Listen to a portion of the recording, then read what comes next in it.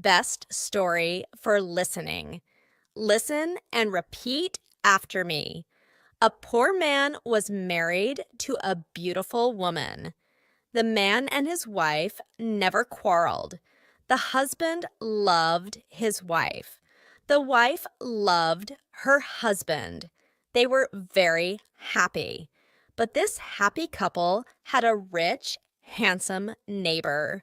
He saw the poor man's beautiful wife, and he fell in love with her. I want to marry her myself, he thought. Every day, when the woman's husband was working in the fields, the rich man went to the poor man's house. "You're a beautiful woman," he said to the poor man's wife, "but your clothes are old. Why doesn't your husband buy new, pretty clothes for you? I'm sure he doesn't love you. If he loved you, he would buy wonderful clothes for you. Divorce him and marry me. I will buy you beautiful new clothes, the best in the land. Then you will be the most beautiful woman in Ethiopia." At first, the woman didn't listen to the rich man, but he came to her house every day, and every day he said the same things. At last, she began to think, perhaps my neighbor is right. Why doesn't my husband buy beautiful new clothes for me? Perhaps he doesn't love me. That night, she said to her husband, "Look at me, husband. My clothes are old and ugly. I want new ones. Buy me some new clothes." Her husband smiled at her. "You don't need new clothes," he said. "You are the most beautiful woman in the world to me." She was angry. "Don't you love me?" she said. "If you love me, buy me a new dress." Her husband loved his wife, and he wanted to please her. "I have only a little money," he thought, "and I need a new plow. But I want my dear wife to be happy." So the next day, he went to the market and he bought a new dress for his wife. He took it home to her and she put it on. "Thank you, my dear husband," she cried. "Now I know that you love me." When the rich man came to see her again, she was wearing her new dress. "You see," she said to him, "my husband loves me very much. He bought me this beautiful new dress."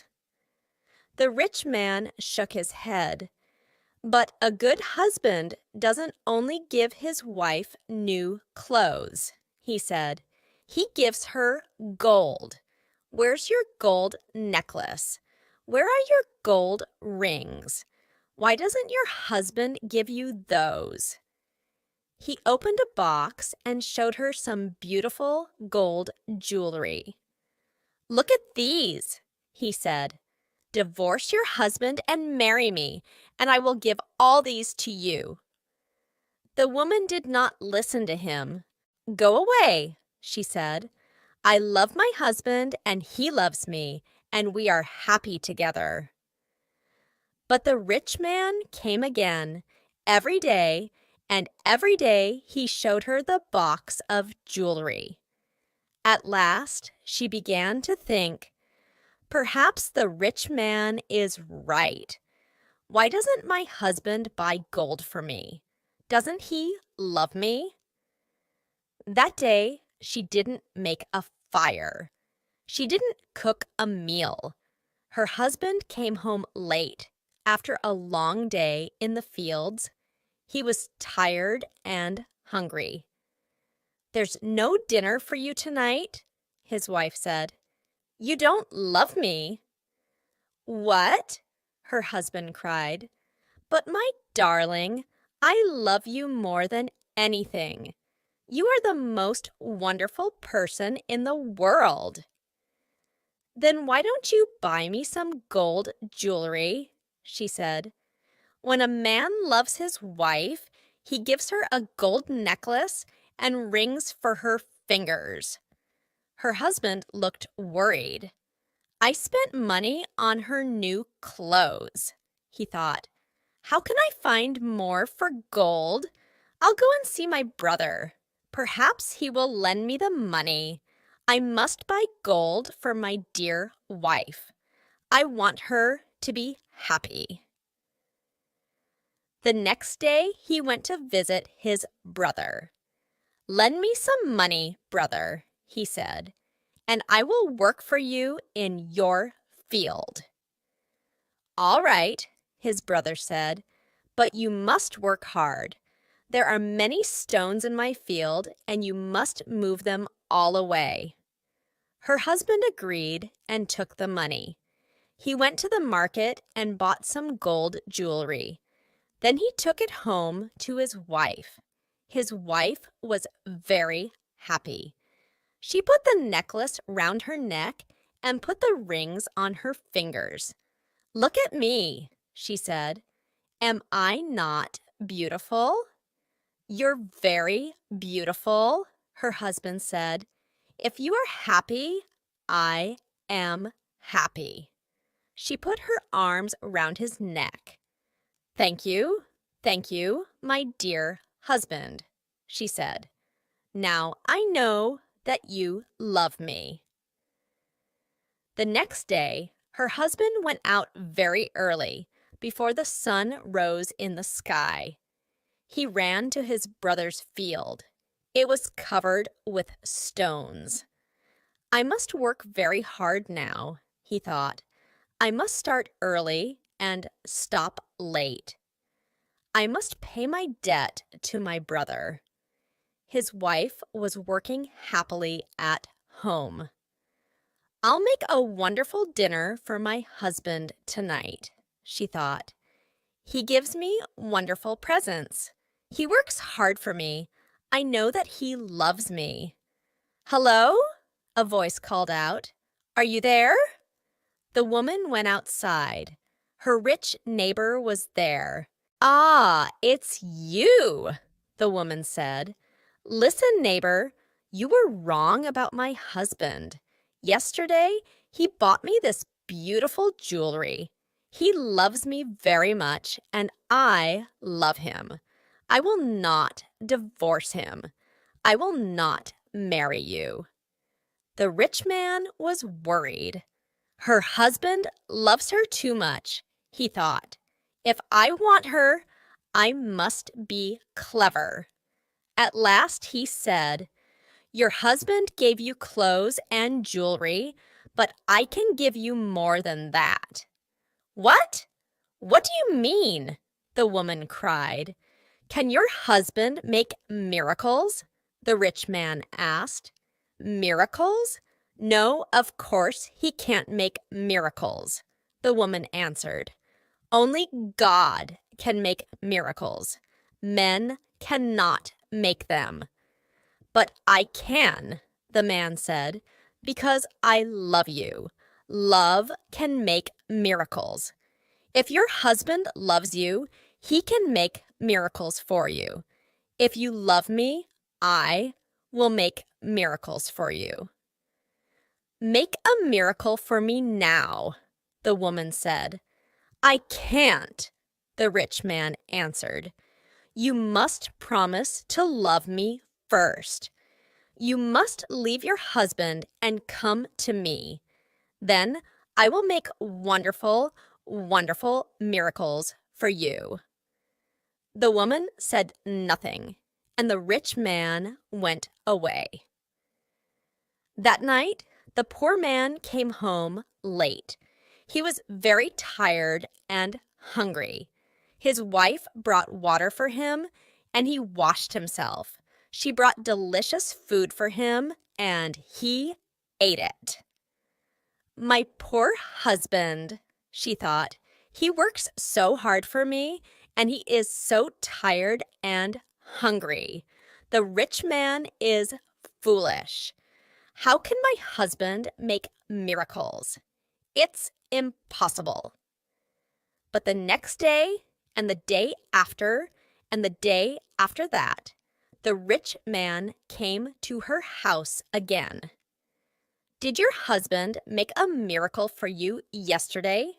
he asked the woman. "Leave him and love me, and I will make many, many miracles for you every day." At last, the women began to listen to him. One day, when her husband came home, she was sad. "Wife, dear wife, what is wrong with you?" cried her husband. "Are you sick?" "No," she said.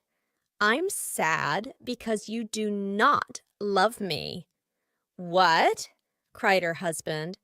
"But you know that I love you. I bought you new clothes. I bought you gold jewelry. You're the most precious thing in the world to me." "But you don't make miracles for me," his wife said. Her poor husband was very surprised. "Miracles? Of course I can't make miracles," he said. "Why do you want a miracle? Who gave you the idea?" "Our neighbor came to see me today," the woman said. "Love makes miracles," he said. "If a man loves a woman, he will make miracles for her." Her husband was very worried. "That wicked man wants to take my wife," he thought. "All this trouble comes from him. When he first came here, she wanted new clothes. Then she wanted gold jewelry. And now she wants a miracle. What can I do? If I don't make a miracle, perhaps my wife will leave me and marry him."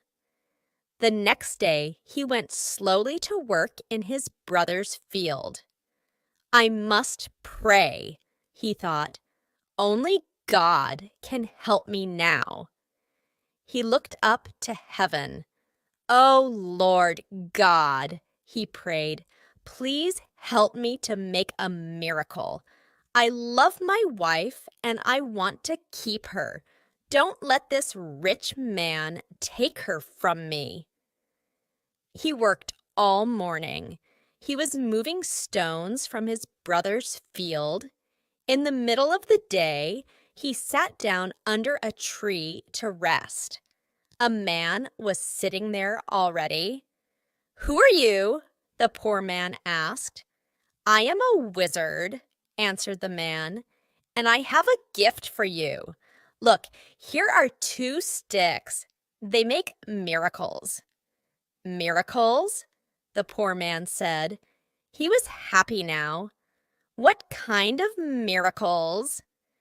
"If you touch a person with the first stick," the wizard said, "he will become a donkey."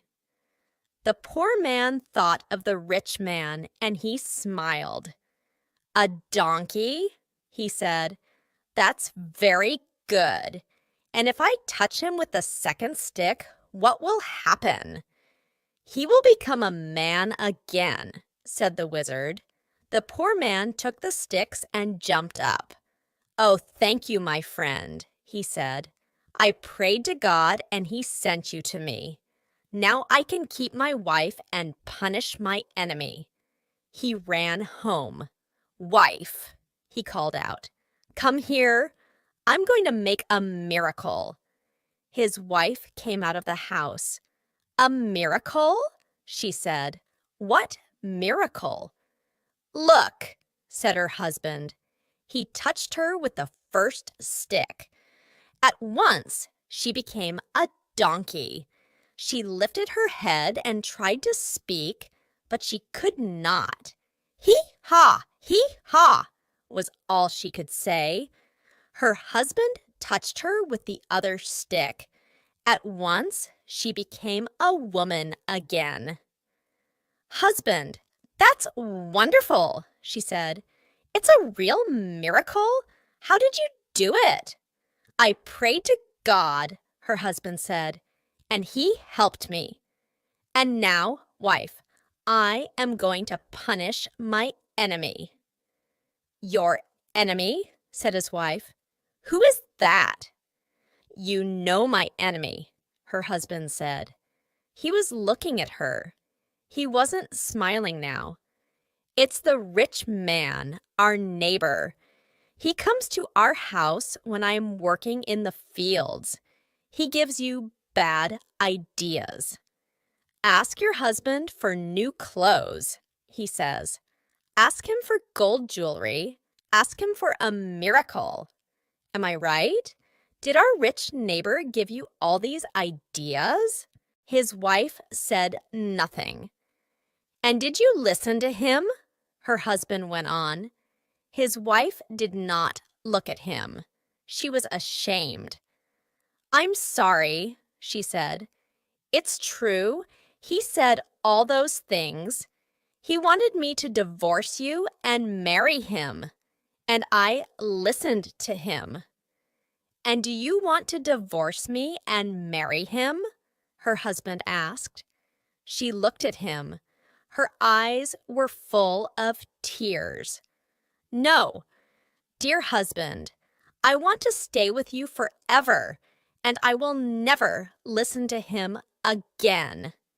"Then take this stick," her husband said, "and touch the rich man with it." He gave his wife the first stick, but he hid the second one in the roof. The next day, he went to work. Soon, the rich man arrived at the woman's house. "Well," he asked her, "and can your husband make miracles yet?" "Yes," she said, and she touched him with the first stick. At once, the rich man changed into a donkey. "Now," said the woman, "you can go to work and help my dear husband." She took the donkey out to the fields. Her husband was working there. He was moving stones from his brother's field. "Ah," he said, "a donkey. Now I can finish the job quickly." From that day, the poor man gave the donkey many heavy loads to carry. The donkey carried stones away from the fields. It took sacks of teff to the market, and it brought flour and coffee home again. For many years, the donkey worked for the poor man. The poor man was not so poor now. The donkey was helping him. He was becoming richer. One day, the poor man looked at the donkey. It was tired and old. It stood still. Its head was bent down. The poor man was sorry for it. He went into his house and brought out the second stick. Then he touched the donkey with it. At once, the rich man stood there. But he was not a handsome young man now. He was old.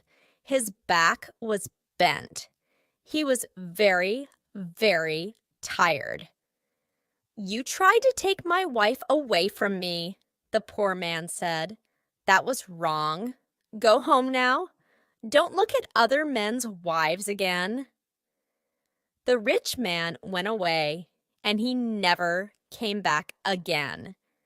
But the poor man and his wife lived happily together for many more years. The end.